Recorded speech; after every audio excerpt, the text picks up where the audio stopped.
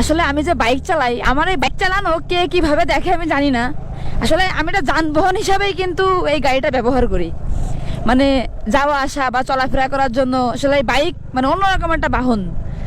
তো আজ আমি যদি বাইকার না হতাম তাহলে হয়তো এত সুন্দর দৃশ্য আমার কখনোই দেখা হতো না।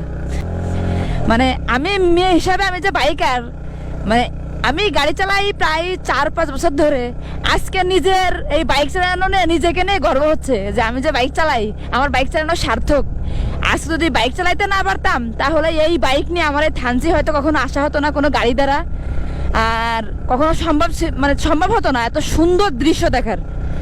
তো অনেক বেশি ভালো লাগতেছে। আর মানে এই পাহাড় দেখে আর রাস্তা, মানে কি বলবো, এক কথায় অসাধারণ, অসম্ভব সুন্দর। দেখেন ভিউটা, মানে জাস্ট কি বলবো না, আমাদের দেশ যে এত সুন্দর। আমি যদি অনেক ঘুরি, মানে বাংলাদেশের অনেক জায়গায় গেছি, মানে কক্সবাজার, সেন্ট মার্টিন, সুন্দরবন, সাজেক, খাগড়াছড়ি, বান্দরবানও 3-4 বার আসছি, কিন্তু থানচি আমার এই প্রথম আসা।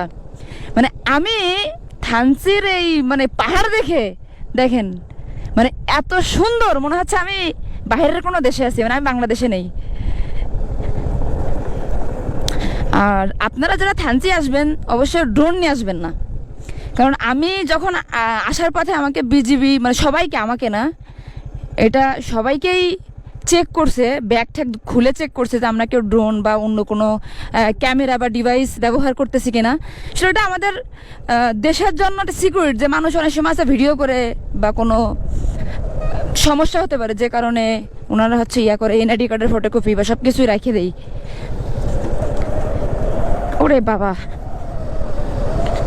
মানে এমন খারাপ রাস্তা, এইখান থেকে রাস্তাতে উঠে সোজা আমরা যাবো ওই পাহাড়ের উপর। কি সুন্দর জুম চাষ করতেছে মানুষ।